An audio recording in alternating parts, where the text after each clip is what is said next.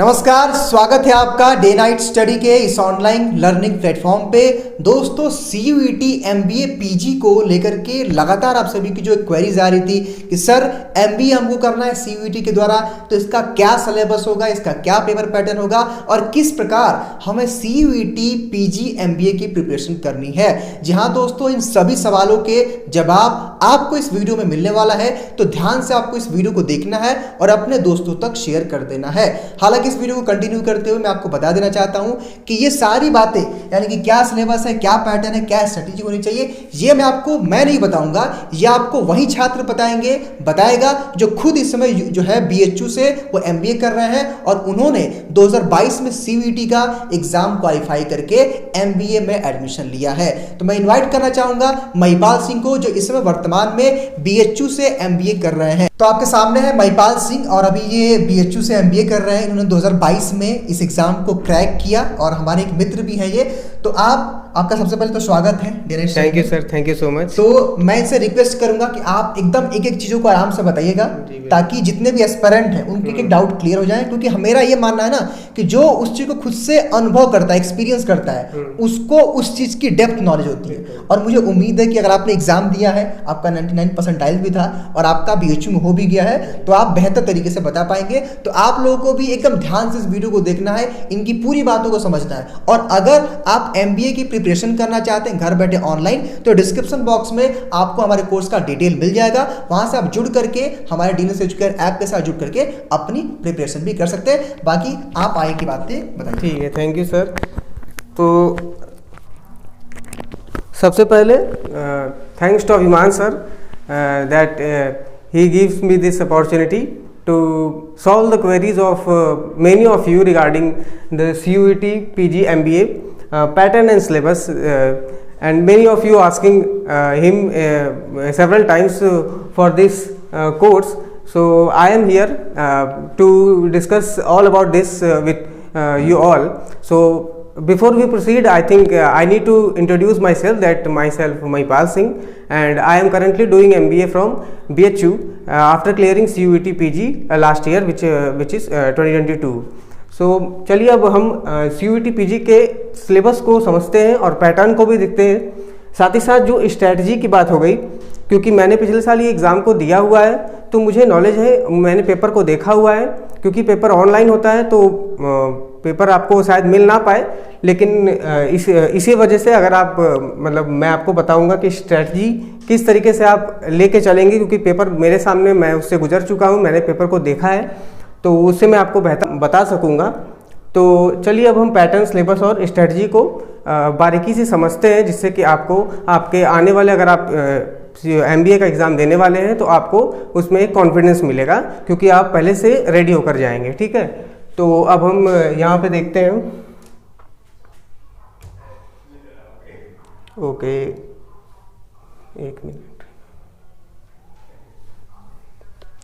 ठीक है, तो सबसे पहले तो हम देखते हैं कि इसमें कितने नंबर ऑफ क्वेश्चन रहते हैं। The question paper will comprise of 100 MCQs from the following discipline.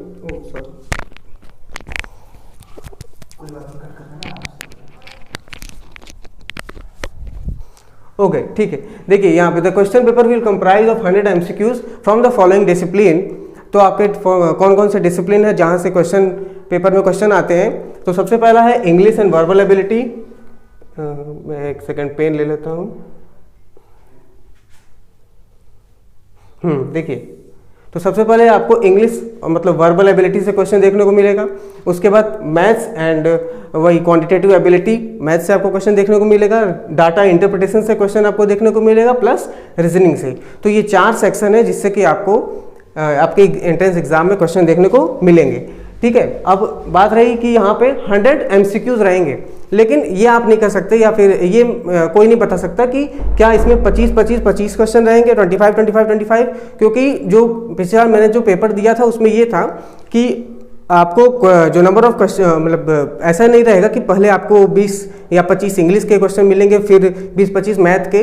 वो ऐसा रहेगा कि एक क्वेश्चन आपको इंग्लिश का रहेगा, देन नेक्स्ट मैथ, फिर रीजनिंग, फिर डाटा इंटरप्रिटेशन, फिर हो जाएगा इंग्लिश मैथ। तो ऐसे करके आपको मिक्स्ड फॉर्म में पेपर देखने को मिलेगा।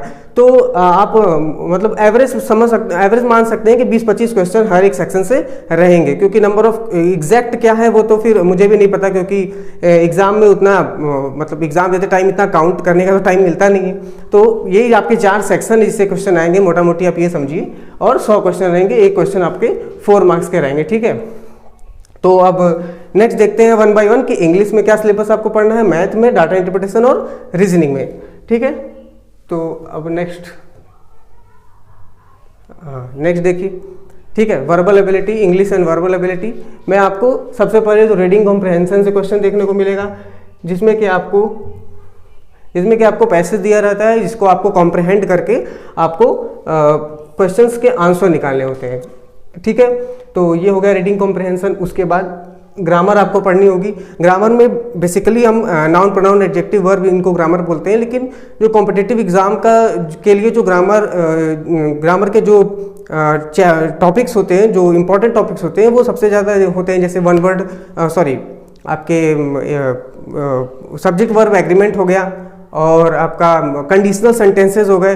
तो इन सब चीज़ों को मतलब ये सब जो है कि मेन आपको हेल्प करते हैं, आपके वो हो गए प्रीपोजिशंस हो गए। तो ये सब चीज़ों के लिए मतलब ये सब चीज़ें आपके लिए ज़्यादा इंपॉर्टेंट है rather than noun pronoun adjective verb. हाँ, मतलब इसकी नॉलेज भी आपको होनी चाहिए, बट जो आपको मैंने बताया कि subject verb agreement, conditional sentences क्या होते हैं, तो ये सब अगर आप पढ़ के जाएंगे, क्योंकि आपको उसका यूज़ आपको सेंटेंस इंप्रूवमेंट और एरर स्पॉटिंग में देखने को मिलेगा।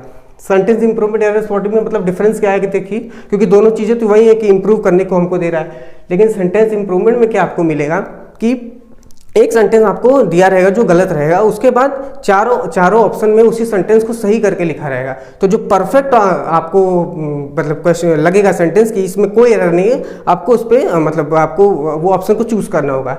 लेकिन एरर स्पॉटिंग में क्या होगा, उसमें आपको एक सेंटेंस जो है उसको तोड़ के लिखा रहेगा, ठीक है, जैसे इस तरीके से।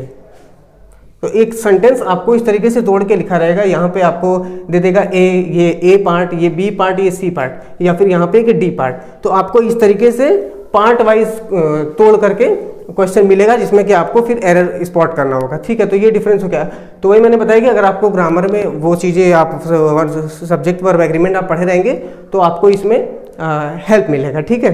तो देखिए इतना चीज़ हो गया। उसके बाद हम देखेंगे पैराजंबल से आपको क्वेश्चन आते हैं, ठीक है। पैराजंबल से अच्छे क्वेश्चन आते हैं, वो आपको इसकी प्रैक्टिस अच्छी खासी करनी पड़ेगी। फिर आपका आता है idioms, phrases, one word substitution. इन दोनों से आपको डायरेक्ट क्वेश्चन शायद देखने को ना मिले, लेकिन इनकी नॉलेज आपको अच्छी खासी, आपको इनके बारे में पढ़ के जाना पड़ेगा। मतलब जो इडियम फ्रेजेस होते हैं, वन वर्ड सब्स्टिट्यूशन, ज़्यादा से ज़्यादा अगर आप तैयार करके जाओगे तो आपको कहीं ना कहीं बेनिफिट मिलेगा। और 1-2 क्वेश्चन आपको बीच में कहीं दिख सकते हैं। वैसे मुझे उतना याद नहीं है कि इससे क्वेश्चन था, बट इंग्लिश की जब आप प्रिपरेशन करते हो तो ये दोनों भी आपको मतलब one of the key topics होते हैं जिसको आप छोड़ नहीं सकते हो। तो सबसे ज़्यादा इंपॉर्टेंट अगर मैं इसमें से इस पूरे आपको जो सिलेबस है इसमें सबसे इंपॉर्टेंट चीज़ की अगर मैं बात करूँ वो आपका है रीडिंग कॉम्प्रहेंशन। रीडिंग कॉम्प्रहेंशन में कुछ अच्छा करने के लिए आप सबसे ज़्यादा क्या कर सकते हैं, आप रीडिंग कर सकते हैं। आप न्यूज़पेपर रीडिंग कर सकते हैं, या कोई किताब आपको जिस ऑथर की या जिस राइटर की किताब आपको अच्छी लगे आप उसकी रीडिंग कर सकते हैं। वैसे सबसे ज़्यादा अच्छा है कि आप न्यूज़पेपर रीडिंग करिए, उससे क्या है कि आपका करंट अफेयर भी अच्छा होता रहेगा, जनरल नॉलेज भी आपकी अच्छी होती रहेगी। तो सबसे ज़्यादा क्या है कि अगर आपकी रीडिंग कॉम्प्रहेंशन, रीडिंग एबिलिटी अगर अच्छी कर ली तो आपको बहुत ज़्यादा, आप केवल सेंटेंस को रीड करते समझ में आ जाएगा आपको कि सेंटेंस को कैसे आपको इम्प्रूव करना है, या सेंटेंस में कहाँ गलती है, या कैसे सेंटेंस को अरेंज फॉर्म में ऑर्डर वाइज आपको लगाना है, जो पैराजंबल में करना होता है, ठीक है। तो इंग्लिश में ये सारा आपका सिलेबस रहा। तो इसमें से आपको इन्हीं सब पॉइंट से आपको क्वेश्चन देखने को मिलेंगे। मे भी आपको 1-2 फिल इन द ब्लैंक से भी क्वेश्चन देखने को मिल जाएंगे। तो वो क्योंकि बहुत ज़्यादा हार्ड तो मतलब आप मेनली वो आपको दिख भी जाते हैं तो कोई शॉकिंग नहीं रहेगा, क्योंकि इंग्लिश में वो चीज़ें अंडरस्टूड है। लेकिन ये सब मैंने एक आपको मोटा मोटी बता दिया कि ये आपको पढ़ना ही पड़ेगा, क्योंकि इसके बिना आपकी इंग्लिश ना इम्प्रूव होगी ना आपका अच्छा परफॉर्मेंस हो सकेगा। तो चलिए अब इंग्लिश के बाद हम नेक्स्ट देखते हैं सिलेबस में और क्या आपको देखना है, ठीक है। तो अगला आपका टॉपिक है मैथ्स और क्वांटिटेटिव एबिलिटी। इसमें क्या क्या आपको चैप्टर्स पढ़ने हैं। इसमें सबसे पहले देखिए आपको ढेर सारे चैप्टर्स हैं, देख के घबराना नहीं है। चैप्टर्स एक दूसरे से इंटरलिंक्ड हैं। देखिए मैंने एक लाइन में 4 चैप्टर का नाम लिखा है, percentage, ratio, proportion, partnership, problem और एजेस। इसलिए क्योंकि ये चारों के चारों एक दूसरे से लिंक्ड है, ठीक है। तो जिसके वजह से आप अगर ये 4 पढ़ते हैं, ये 4 चैप्टर पढ़ते हैं, फिर यहाँ पे जैसे आप इंटरेस्ट पढ़ेंगे, simple and compound interest, profit ratio and discount, profit loss and discount. तो जैसे ये इस लिखने का पर्पज़ ये इसलिए है कि जब आप ये 4 चैप्टर को एक साथ लिंक करके पढ़ेंगे तो आपको आपका तेज़ी से मतलब अच्छी तरीके से आपका प्रिपरेशन होगा, क्योंकि आप लिंक्ड करते हुए चलेंगे। और हर किसी भी चीज़ को लिंक्ड करते अगर आप पढ़ते हैं तो आपका कॉन्सेप्ट क्लियर होता चला जाता है। और उसके बाद जो है कि ये जो चैप्टर इस तरीके से यहाँ पे भी जैसे आप देखिए, एक सेकेंड, ठीक है। तो जिस तरीके से ये मैंने बताया कि आपको ये, ओहो कहाँ गया, ये देखिए, तो ये हो गया आपका प्रॉब्लम्स ऑन एजेस तक हो गया। उसके बाद इंटरेस्ट में आपको simple and compound, profit and loss and discount, ये एक दूसरे से लिंक्ड है। मिक्सचर एलिगेशन का आपको आपसे क्वेश्चन देखने को मिलेगा। फिर time, speed and distance and boat and stream, ये 2 चैप्टर है, मतलब ये तो एक है, टाइम, स्पीड एंड डिस्टेंस, और ये बोट एंड स्ट्रीम। तो ये 2 चैप्टर्स को मैंने साथ इसलिए लिखा है क्योंकि इन दोनों में जो कॉन्सेप्ट होते हैं वो सेम तरीके के कॉन्सेप्ट होते हैं। फिर हो गया time and work, pipe and system, इससे क्वेश्चन आपको देखने को मिलेंगे। अब ये दोनों साथ में लिखा है इसलिए क्योंकि ये दोनों एक तरीके के होते हैं। उसके बाद आपको एवरेज से क्वेश्चन मिलेगा, अलजेब्रा से मिलेगा, number system, trigonometry, geometry, mensuration और परम्यूटेशन, कॉम्बिनेशन, प्रोबेबिलिटी, ठीक है। तो ये रहा आपका मैथ का सिलेबस, ठीक है। तो अभी मैं आपको ये भी बता देता हूँ कि मतलब स्पेसिफिकली अगर आप बात करें तो इससे किस तरीके, इन सभी चैप्टर से किस तरीके के क्वेश्चन जो है वो आप एक्सपेक्ट कर सकते हो, ठीक है। क्योंकि अब एक्सपेक्टेशन पे ही चल सकते हैं, और कुछ नहीं तो मोरलेस उसी के आसपास के क्वेश्चन आपको दिख सकते हैं। जैसे अगर हम परसेंटेज की बात करें तो परसेंटेज में क्या होता है कि आपको मान लीजिए कि कभी कभार ऐसे दे देता है कि एक टाउन में इतनी पॉपुलेशन है, उसमें मेन की पॉपुलेशन नेक्स्ट ईयर इतने % से बढ़ गई, वुमेन की पॉपुलेशन इतने % से घट गई, तो 3 साल बाद बताइए कि उस टाउन की पॉपुलेशन क्या है। इस तरीके का क्वेश्चन शायद मुझे याद आ रहा है कि पिछले साल था। तो और ये परसेंटेज में काफ़ी कॉमन क्वेश्चन है, तो इस तरीके के क्वेश्चन आपको परसेंटेज देखने को मिल जाएंगे। रेशियो एंड प्रोपोर्शन से आपको क्वेश्चन देखने को मिलेंगे। Partnership, ratio proportion, partnership same तरह का है। इन्वेस्टमेंट, 2 एंटिटीज़ अगर इन्वेस्टमेंट कर रही हैं ए और बी, तो उनका टाइम पीरियड देगा कि इतने टाइम तक इन्होंने इन्वेस्टमेंट किया, तो हम प्रॉफिट का रेशियो बताइए, ठीक है। तो इससे देखिए आपका रेशियो प्रोपोर्शन भी हो गया, पार्टनरशिप भी हो गया। फिर प्रॉब्लम्स ऑन एजेस के आपको क्वेश्चन देखने को मिल जाएंगे। ये इससे फादर अपने सन से इतना साल बड़ा है तो 3 साल बाद ये क्या होगा वो, तो इस तरीके से आपको एजेस पे क्वेश्चन मिल जाएंगे। सिंपल कंपाउंड इंटरेस्ट, आप जानते होंगे कि आपको इंटरेस्ट के ऊपर क्वेश्चन देखने को मिलेगा कि एक प्रिंसिपल पर जो है कि 10% 5% इंटरेस्ट लगाने के बाद ये कितना अमाउंट बन जाएगा एक पर्टिकुलर ईयर के बाद। फिर प्रॉफिट एंड लॉस, आप जानते ही हैं डिस्काउंट, प्रॉफिट एंड लॉस मतलब प्रॉफिट लॉस के बाद आपको डिस्काउंट आपको पता होगा कि मार्क्ड प्राइस पर हमेशा जब हम कोई सामान लेने जाते हैं तो एक तो होता है कॉस्ट प्राइस कि वो सामान जो है कि एक्चुअली में जो सेलर है वो कितने में लेकर आया है, और एक होता है मार्क्ड प्राइस मतलब वो बेच कितने में रहा है। तो जो डिस्काउंट होता है वो आपको पता होना चाहिए कि वो मार्क्ड प्राइस पर लगता है। डिस्काउंट हमेशा मार्क्ड प्राइस पर लगता है, कॉस्ट प्राइस पर नहीं लगता है। कॉस्ट प्राइस क्या होता है, जिस पे जो सेलर अब जो है कि होलसेल से लेकर आता है उसको वो कॉस्ट प्राइस बोलता है, और उसके बाद वो जिस प्राइस पर मार्केट में बेचता है उस प्रोडक्ट को उसको मार्केट प्राइस कहते हैं। तो ये कुछ बेसिक सी चीज़ें हैं जो आप अगर तैयार करके जाएंगे तो आपको इसमें आसानी होगी। मिक्सचर एलिगेशन, मिल्क और वाटर के क्वेश्चन आपको देखने को मिल सकते हैं कि एक कंटेनर में इतना मिल्क और वाटर का रेशियो इतना है, दूसरे कंटेनर में इतना है, तो रेशियो को फिर अल्टीमेटली आपको बताना पड़ेगा कि अगर हम दोनों कंटेनर को मिक्स करते हैं तो मिल्क एंड वाटर का क्या रेशियो हो सकता है। तो ऐसे मिक्सचर एलिगेशन से क्वेश्चन आपको देखने को मिल जाएंगे। फिर आपका टाइम, स्पीड, डिस्टेंस नॉर्मल है, आप जानते हैं speed equal to distance upon time, तो इस पे क्वेश्चन आपको देखने को मिल जाएंगे। बोट एंड स्ट्रीम से आपको कैसे क्वेश्चन मिलेंगे कि इसमें क्या होता है कि स्ट्रीम फ्लो होती है और बोट होता है, आपकी बोट की स्पीड दे देगा कि कुछ है, उसके बाद स्ट्रीम की स्पीड दे देगा कुछ है, तो उसके बाद पूछेगा कि इतने टाइम में बोट जो है वो एक स्पेसिफिक टाइम के बाद मतलब बोट कितना डिस्टेंस कवर करेगा, तो आपको स्पीड ऑफ स्ट्रीम दे देगा, स्पीड ऑफ बोट दे देगा। तो ऐसे करके इस पे क्वेश्चन आपको देखने को मिलेंगे। टाइम एंड वर्क में आप जानते हैं कि उसमें एक मैन इतने टाइम में इतना वर्क इतने टाइम में कर रहा है, एक वुमेन इतना वर्क इतने टाइम में कर रहा है, तो ओवरऑल दोनों लोग साथ में कितने में करेंगे। या अगर मैन 2 दिन काम करने के बाद अगर काम छोड़ के चला गया तो बचा हुआ काम वुमेन कितने दिन में खत्म करेगी। तो इस तरीके के क्वेश्चन आपको टाइम एंड वर्क में दिखेंगे। वही हाल पाइप एंड सिस्टम का है कि एक जो 2 टैप्स हैं वो टंकी को इतने टाइम में भर रहे हैं, तो सेम उसी तरीके का जो टाइम एंड वर्क में कॉन्सेप्ट लगता है। ठीक है, फिर हो गया एवरेज। एवरेज से क्वेश्चन आप जान ही रहे होंगे। अलजेब्रा में जो इंपॉर्टेंट एक मुझे याद है क्वेश्चन आया था क्वाड्रेटिक इक्वेशन पे, आपको क्वाड्रेटिक इक्वेशन पे थोड़ा कमांड बनाना पड़ेगा। क्वाड्रेटिक इक्वेशन से क्वेश्चन जो है आपको अलजेब्रा में देखने को मिलेंगे। नंबर सिस्टम से आप डिविजिबिलिटी रूल 3 का, 9 का, 13 का, 11 का डिविजिबिलिटी रूल पे आपको क्वेश्चन देखने को मिल जाएगा। टिग्नोमेट्री पे बेसिक टिग्नोमेट्री से क्वेश्चन आपको देखने को मिलेंगे। ज्योमेट्री से ट्राइंगल से क्वेश्चन देखने को मिल सकते हैं। बहुत ज़्यादा मतलब देखिए ज्योमेट्री और मेंसुरेशन से क्वेश्चन आपको देखने को मिलेंगे। परम्यूटेशन कॉम्बिनेशन से एक आध क्वेश्चन देखने को मिल जाएंगे। तो जो मोरलेस अगर हम बात करें कि इतना जो पोर्शन होता है, इतना यहाँ तक, यहाँ से लेकर के यहाँ तक, इसको हम बोलते हैं अर्थमेटिक पोर्शन। ठीक है, एवरेज को भी ले लेंगे इसी में। तो ये हो गया आपका अर्थमेटिक पोर्शन एवरेज तक। और यहाँ तक अगर आप बात करेंगे अलजेब्रा से लेकर, ये आपका एडवांस पोर्शन हो गया। तो एक बात आप ध्यान में रखेंगे कि आपको ज़्यादा क्वेश्चन अर्थमेटिक से ही दिखेंगे, एडवांस पोर्शन से आपको क्वेश्चन दिखेंगे, लेकिन 60-70% आपको क्वेश्चन अर्थमेटिक पोर्शन से देखने को मिलेंगे। तो इस पर आपको जो है कि अपना स्पेशल फोकस यहाँ रखना पड़ेगा। और ये सब चैप्टर्स बहुत टफ भी नहीं है, आप जानते हैं ये सब बेसिक चैप्टर्स हैं जो आपने क्लास 10th तक के लेवल में पढ़ा है और आप आसानी से इसको कवर कर सकते हैं। इसके बाद चलिए अब हम नेक्स्ट देखते हैं कि आपको सिलेबस में और क्या है। अगला है आपका डाटा इंटरप्रिटेशन से आपको किस तरीके के डाटा इंटरप्रिटेशन क्वेश्चन देखने को मिलेंगे। तो आपको tabular graph, line graph, pie chart, bar graph, radar graph, Venn diagram और केसलेट से आपको क्वेश्चन देखने को मिलेंगे। ठीक है, तो सबसे पहले टेबुलर ग्राफ को अगर आप देखोगे तो इस तरीके के टेबल के फॉर्म में आपको क्वेश्चन देखने को मिलेगा। लाइन ग्राफ में इस तरीके से लाइन के फॉर्म में आपको ग्राफ दिया रहेगा, उसको आपको इंटरप्रेट करके क्वेश्चन को सॉल्व करना पड़ेगा।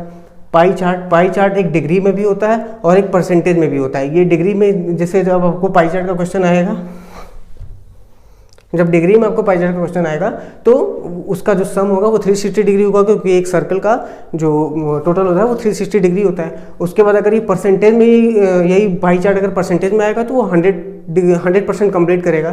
तो इसमें 2 तरीके के क्वेश्चन आ सकते हैं, या तो डिग्री में या परसेंटेज में। फिर बार ग्राफ से आपको इस तरीके से बार में क्वेश्चन दिया रहेगा। रडार में इस तरीके से आपको रडार के फॉर्म में ग्राफ बना रहेगा, जिसको आपको इंटरप्रेट करके क्वेश्चन को सॉल्व करना पड़ेगा वेन डायग्राम से। तो अगर पिछले साल की बात करें तो पिछले साल सबसे ज़्यादा क्वेश्चन पाई चार्ट और मतलब 2-3 क्वेश्चन पाई चार्ट और वेन डायग्राम से क्वेश्चन देखने को मिले थे। लेकिन और भी चीज़ें आपको छोड़ के नहीं जानी है, क्योंकि अगर हम डाटा इंटरप्रिटेशन की बात करते हैं तो इतने सारे आपको डाटा इंटरप्रिटेशन में टॉपिक्स पढ़ के जाने होते हैं, जिसमें से आपको कुछ भी देखने को मिल सकता है। लाइन ग्राफ में देखने को मिल सकता है, टेबलर देखने को मिल सकता है। ठीक है, तो अब एक लास्ट है आपका क्या है, केसलेट। इसको हम बोलते हैं कॉम्प्रहेंशन बेस्ड डीआई। इसमें आपको कोई ग्राफ नहीं दिया रहता है, आपको इस मतलब ये पूरा एक पैसेज टाइप का दिया रहेगा, जिसको आपको कॉम्प्रहेंड करके खुद से टेबल के फॉर्म में आपको बनाना होता है। फिर उसके बाद आप क्वेश्चन को सॉल्व करते हो। ये थोड़ा सा लेंथी हो जाता है। ये मतलब आप अगर बात करोगे तो जैसे बैंक पीओ के एग्जाम में या बैंक के क्लर्क के एग्जाम में ऐसे क्वेश्चन आपको देखने को मिलते हैं, जो थोड़े से टाइम टेकिंग होते हैं। बट क्योंकि आप एमबीए का एग्जाम देने जा रहे हो तो डाटा इंटरप्रिटेशन में आपको मतलब मैथ से ज़्यादा फोकस करना है, क्योंकि डाटा इंटरप्रिटेशन में आपकी कमांड होनी चाहिए। आप एमबीए का चाहे आप कैट के एग्ज़ाम की बात करोगे तो डाटा इंटरप्रिटेशन का बहुत ज़्यादा इंपॉर्टेंट हो जाता है। ठीक है, तो डाटा इंटरप्रिटेशन हमने देख लिया। अब हम बात करते हैं रीजनिंग में हमको क्या क्या पढ़ना पड़ेगा। रीजनिंग का सिलेबस क्या होगा, तो रीजनिंग में आपको verbal reasoning, assertion reason based question देखने को मिलेंगे, सिलोजिज्म देखने को मिलेगा, blood relation, order ranking, circular sitting arrangement, linear sitting arrangement, flat and floor based puzzle. ठीक है, आपको मोर और लेस अगर जो हमारे स्टूडेंट कॉम्पिटिटिव एग्जाम की तैयारी कर रहे होंगे, जैसे एसएससी हो गया या बैंक हो गया, तो आप बहुत ज़्यादा आपको इसमें फैमिलियरिटी लग रही होगी, खासकर बैंक के बच्चों को, क्योंकि जहाँ तक बात होती है कि ये सिटिंग अरेंजमेंट सब ये तरीके के क्वेश्चन बैंक में ही पूछे जाते हैं। तो इसमें देखिए एक मिनट, ठीक है। तो अब देखिए वर्बल रीजनिंग में सबसे इंपॉर्टेंट आपको क्या ध्यान देना होगा, जो आपके इंग्लिश अल्फ़ाबेट्स होते हैं, अल्फ़ाबेट्स के आपको रैंकिंग पता होना चाहिए कि ए की प्लेस वैल्यू क्या है, डी की प्लेस वैल्यू क्या है, तो सभी की प्लेस वैल्यू आपको पता होगा, तो आप वर्बल रीजनिंग क्वेश्चन बहुत ही आसानी से कर ले जाओगे। असर्शन रीजन बेस्ड क्वेश्चन, ये क्वेश्चन देखने को पिछली बार बहुत ज़्यादा मिले थे, मतलब 5-6 question assertion reason based question पे थे, ठीक है। और एनटीए मतलब सीयूईटी मतलब एनटीए जो कंडक्ट बॉडी कराती है एग्जाम, उसका तो फेवरेट क्वेश्चन है असर्शन रीजन बेस्ड। चाहे आप जब 2021 में हुआ था उसमें भी इससे क्वेश्चन बहुत ज़्यादा आते थे, और मतलब जब से एनटीए ने शुरू किया है तो असर्शन रीजन बेस्ड क्वेश्चन वो डालता ही डालता है। उसके बाद सिलॉक्स से आपको क्वेश्चन देखने को मिलेगा, जिसमें कि आप जानते होंगे कि उसमें क्वेश्चन रहता है कि all tree are fruits, some fruits are not birds, some birds are flowers, तो ऐसे करके आपको क्वेश्चन देखने को मिलेगा। फिर उसके बाद मतलब इसको आप कर सकते हो स्टेटमेंट कंक्लूजन बेस्ड क्वेश्चन, ठीक है, सिलोजिज्म हो गया। उसके बाद ब्लड रिलेशन से आपको क्वेश्चन देखने को मिलेगा, आप इसको जानते होंगे। उसके बाद ये आपका ऑर्डर रैंकिंग से, ऑर्डर रैंकिंग में आपको यही सारे, ये आपको पजल कर सकते हो आपको कि ये सारा आपका पजल हो गया। तो ये आपको जो है कि ये आपका रीजनिंग का ओवरऑल सिलेबस रहा है, ठीक है। तो रीजनिंग में कोई बताने के लिए कुछ ज़्यादा चीज़ नहीं है, इसमें सिर्फ करने के लिए है कि आप जितना ज़्यादा से ज़्यादा हो सके वर्बल रीजनिंग, उसके बाद सिटिंग अरेंजमेंट, इस सब सारे क्वेश्चन की प्रैक्टिस करें ज़्यादा से ज़्यादा, ठीक है। तो उम्मीद है कि अब आपको जो है कि पूरे सिलेबस के बारे में डिटेल्ड वे में मैंने आपको बता दिया, आपको समझ में आया होगा कि क्या क्या आखिरकार सिलेबस है जो आपको पढ़ना है। रीजनिंग आपने देखा, आपने डाटा इंटरप्रिटेशन देखा कि कौन कौन से ग्राफ, सबसे पहले तो आपको ये पता होना चाहिए कि इस ग्राफ को क्या कहते हैं, ठीक है। ये पता रहेगा तो आप ग्राफ को देखते हुए डरोगे नहीं, आपको पता चले, आपको याद आएगा कि हाँ सिलेबस में तो हमें बताया गया था कि ये है, तो हमें उसको एक तो पहली बार तैयार करके जाना है और एग्ज़ाम में अच्छी तरीके से करना है, ठीक है। तो डाटा इंटरप्रिटेशन देख लिया आपने। मैथ का मैंने आपको बता दिया, पर चैप्टर वाइज मैंने बता दिया कि आप कौन कौन से क्वेश्चन को ध्यान में रख करके उस चैप्टर को तैयार कर सकते हैं। उसके बाद मैथ में मैंने बताया, फिर आपको मैंने इंग्लिश में बताया कि आपको रीडिंग कॉम्प्रिहेंशन, आपकी रीडिंग एबिलिटी पे बहुत ज़्यादा वर्क करना होगा, जिससे कि आपको एमबीए के एंट्रेंस में भी, साथ ही साथ एमबीए के वक्त भी, और साथ ही साथ एमबीए के बाद भी आपको बहुत हेल्प मिलेगी, ठीक है। तो ये आपको मैंने बताया कि 100 क्वेश्चन रहेंगे, और उसके बाद ठीक है, तो सारा पैटर्न, सिलेबस और स्ट्रेटजी भी मैंने आपके साथ शेयर कर दी। तो उम्मीद है कि आपको एक प्रॉपर आइडिया हो गया होगा, जिससे कि आप अपने आने वाले जो एंट्रेंस एग्ज़ाम है, जैसे कि सीयूईटी यूजी का फॉर्म आउट हो गया है, तो किसी भी वक्त पीजी का फॉर्म आउट हो जाएगा, तो आप उसकी प्रिपरेशन कर सकते हो इस सिलेबस के अकॉर्डिंग। और क्योंकि मैंने पिछले साल एग्ज़ाम देखे और इस समय मैं बीएचयू में पढ़ाई कर रहा हूँ एमबीए की, तो आप इस सिलेबस पे विश्वास बिलीव कर सकते हो, क्योंकि मैंने पेपर खुद दिया है, सामने पेपर को देखा है, और उम्मीद है कि आपको जो मैंने डिलीवर करने की कोशिश की वो आपको समझ में आया होगा। और अगर फिर भी अगर आपको कोई आपकी क्वेरी रह जाती है, या आपको कुछ चीज़ किसी चीज़ के बारे में अगर पूछना है या जानना है, तो आप डिस्क्रिप्शन में लिंक दिया हुआ है, उस पर आप जो है कि अपनी क्वेरीज को भेज सकते हैं। साथ ही साथ आपके लिए कमेंट बॉक्स खुला हुआ है, वहाँ पे अपने कमेंट कर सकते हैं, और जो आपको प्रॉब्लम है आप उससे रिलेटेड क्वेश्चन पूछ सकते हैं। तो this is Mahipal Singh signing off, thank you.